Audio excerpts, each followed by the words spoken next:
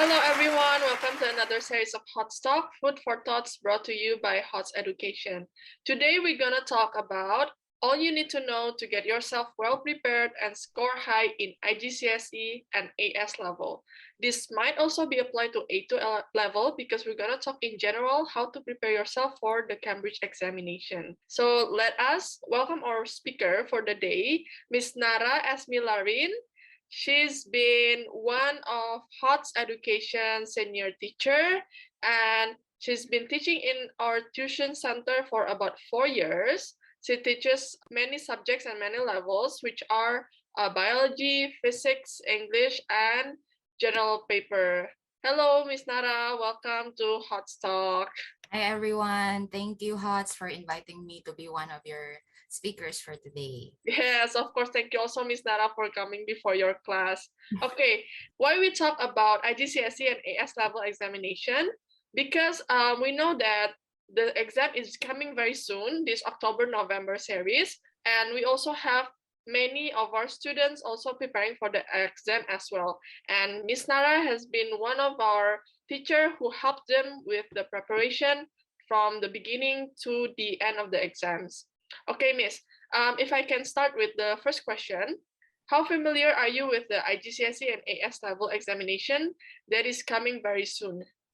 Yeah, thank you, Miss. As we know, like what you've mentioned, HOTS had been offering these intensive exam prep classes for both our regular students and other students who only choose to take the intensive program. Yeah, and I have been given this opportunity to be involved in this mentoring programs, and it had been around almost 4 years, including this year's exam prep.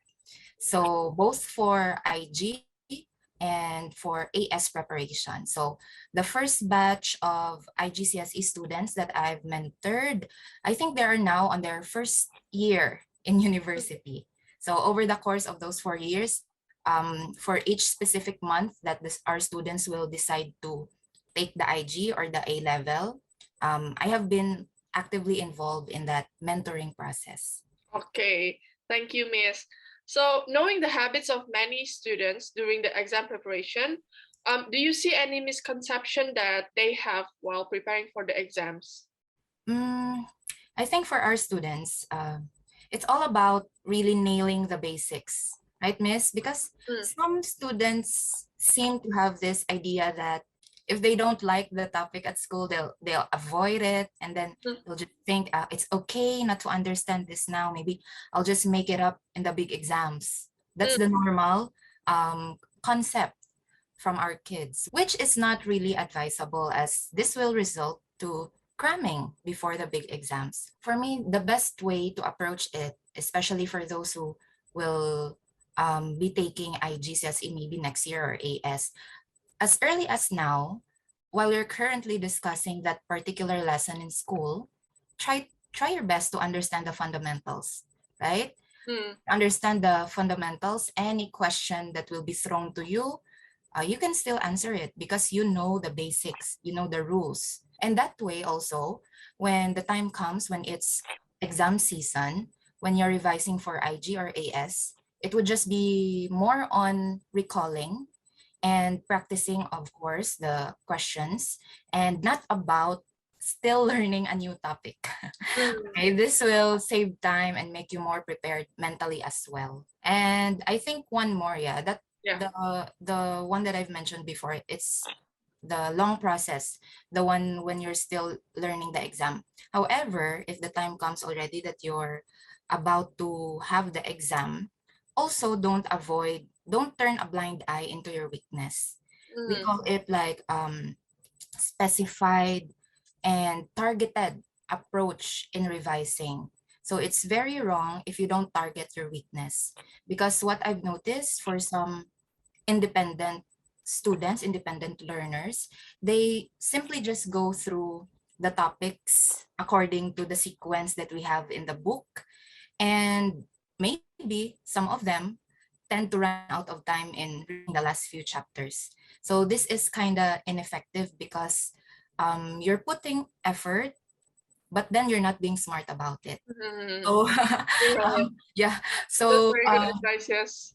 yeah, so if you know that this particular chapter or particular topic is one of your weaknesses, try to go for a more targeted approach with the limited time that you have.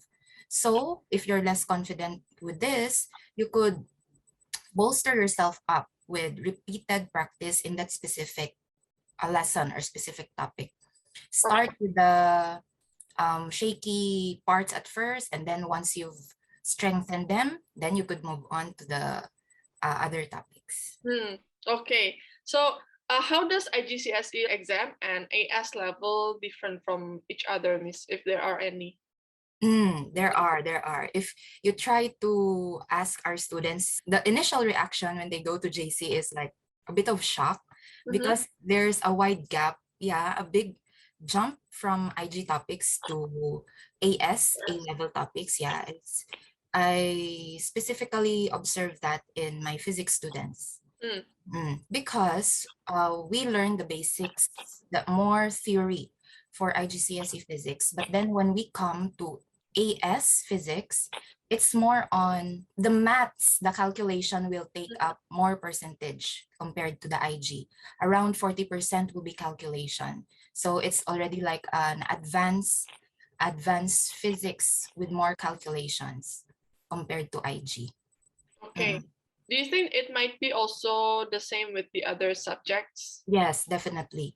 Because we learn the basics in IGCSE and we fortify them, of course, as we grow older, our level of knowledge needs to deepen also as well, Yeah. right? Mm-hmm. And then the difficulty of the questions as well. For IGCSE, in some topics, the MCQ is like a walk in the park, let's say. Yeah. But then if you go to A level, even one MCQ item worth 1 mark would have a serious series of steps to follow before you can answer that 1 mark. Mm-hmm. Furthermore, we have to do some, we have to prepare our minds to learn new concepts as well. You have to unlearn a bit to learn new stuff. For Ah, example, okay. yeah, like in physics, in IGCSE, students know that the most simplest particles, the most simplest particles that make up an atom, they know it's proton, electron, neutron. But wait until you learn about quarks, your concepts will widen. Okay, for IGCSE, we just touch the surface of the concepts of things, and then for AS, we dig deep.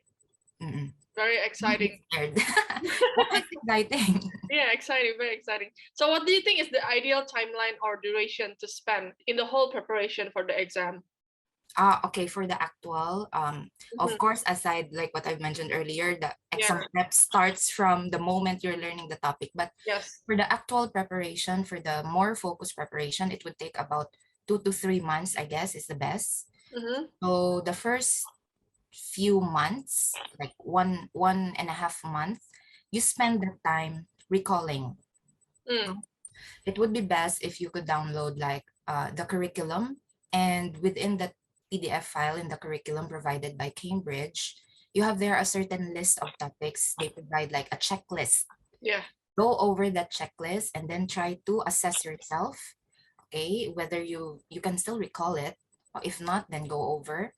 Mm-hmm. And then as you step on to the second, or after 1.5 months of doing that, start practicing on the exam skills itself. What do we mean by exam skills? It's your speed in answering, your accuracy in answering, that in one take, you'll be able to answer it correctly and you don't have to go back and forth answering it. And of course, the technical things that the examiners want from us to answer, how to answer. Can you maybe list down the key points, the important key points during the exam that we need to prepare? Yes. So first and foremost, you have to do timed practices. You know, in all past papers, there would be a duration of the exam. Yeah. You would see that in the first page. Try to take note of that. And then as you do your practice, time yourself as well. It would be best maybe try to practice timing yourself a little bit lesser than the expected time. Maybe you subtract 10 minutes in the actual time. So you would be more prepared that way.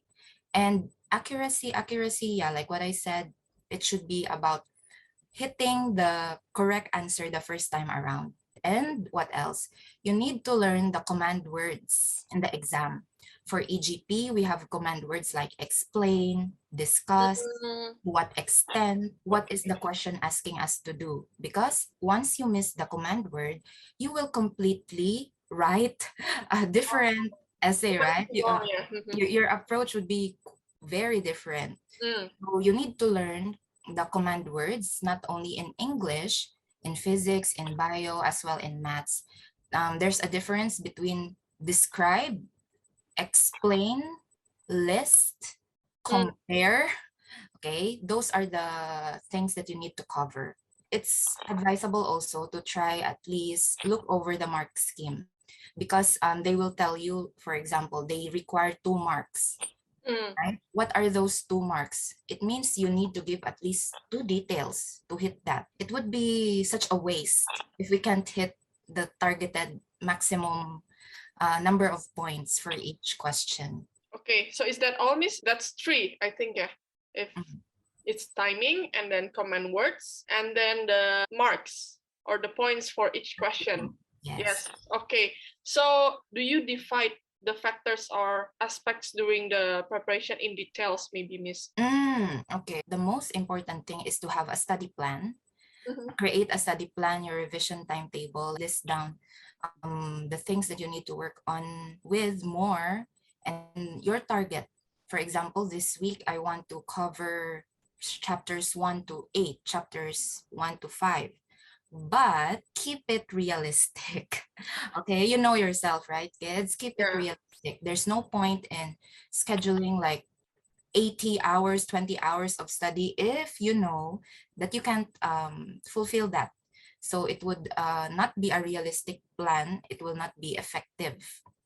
Okay, and at the end, maybe you'll just feel Just disheartened. You will just feel depressed that you weren't able to hit your target revision timetable. So be realistic. Yeah. okay. Realistically speaking, Miss, based on your past students and when you help them, how many subjects do one student usually handle for the exams? And is the 3 months covering all the subjects or 3 months only applied for one subject? It should cover for all the subjects that they're taking. That's why time Oh, management is really, really okay. crucial. For my students, they take around 7, 8 for the majority. Within that 7 and 8 subjects, what do you think is the ideal or usual time to study during the day? How many hours in a day? I think that one would be, uh, it would vary per student. I think for me personally, when I was a student, I wake up early morning and do How and do my early is studying how early? 3 to 4 because What? 3 to 4? Okay, and then? my brain is active at that hour. Oh, okay, okay. Yeah, but it depends on the student actually. Mhm. It's not effective also to like force yourself. You're not yet well rested, but it's also not a reason to be lazy as well. Yeah. Okay, no, you have goals, right? You know you have things to achieve. Once you know the most effective time for you, then maybe you could set one subject per day. If you could handle it, one subject per day. There are 7 days in a week, so one subject per day would just be Mm, perfect. It's no use also if they speed run through things and then they still miss the concepts if they will rush it. Yeah, like what I said, targeted approach. Do you have any final tips for the exam takers? Yeah, so when you want to take exam, kids, don't be pressured with your friends. Okay, no two students are the same. If you see them doing 5 hours a day of revision like that, just know yourself enough, know yourself well to know what suits best for you. Okay, if you are a visual learner, taking down notes would be helpful. You make your own notes. Okay, if you're a listener, okay, so listen to talks, listen to videos that would help you in your work. Okay, design a study approach that will fit you, and that's what we do in HOS education. We try to design a curriculum, we try to design an approach that would fit the characteristics of our students as much as we can. Keep doing practice papers. Okay, kids, it's not enough that we know all the theory we memorize with understanding our books. But the more you practice the actual one, the less stress you will have during the exam. And after that, if you see that you have mistakes, don't make those mistakes depress you. Yeah. Use them as your guide. Okay. What to work on with. Yeah. And then always keep an eye on the time. Time management is very crucial. And finally, remember, doing well in your grades is not something inborn for all of us, right? Only geniuses are inborn to have that skill. But it doesn't mean that we cannot do it, right? You can do it too. As long as you prepare well, you know the best strategies, and you avoid the mistakes that students usually commit in preparing for IGCSE and AS. Smart strategies. If I can ask one more question, what are the different approaches that you give to the students while preparing for their exams? Yeah, usually before I do my exam prep with my students, the very first time that I meet them, I give like a pre-test to assess their skills. And there are students that are quick learners, right? That are, let's say, advanced learners. And there are some that normal performers lah. For those more advanced students, of course, we need to give more practices to them because they could manage themselves well already. They know the basics. It would be like more practice, more sets of challenging questions for them to practice. And they will just ask what they don't understand, usually like that. And then you should be there to guide them. Of course, for those quick learners, they can be independent, but we still need to guide them, right? For those who are the regular students, the majority of the students, I usually tend to let them explain why their answer is like that. Because the moment that you can explain well and in simple words what you answered and how you did it, it's a sure sign that you really understood that question. So that's what I expect from my students to do. If they really could explain it well, then I am confident that they really understood the topic or the question. So, Miss, if you can give a summarize, what are the 3 simple steps for students to follow in the exam preparation? Oh, okay, Miss. So the very first one, assess yourself. Be strong enough to face what are your weaknesses. Okay, it's a good way that you would acknowledge those weaknesses and of course work on them. The second one would be, of course, the revising, the recalling part. Okay, since it will cover like 2 years worth of lessons. So don't miss that part. And then the third one would be smart also as well in terms of exam skills. Okay. Time management, accuracy, speed. Okay, so the first is identify your weakness, the second is recalling, and the third one is practice your exam skills. Okay, so that's everything I think we can cover, and you already give us a lot of insights also.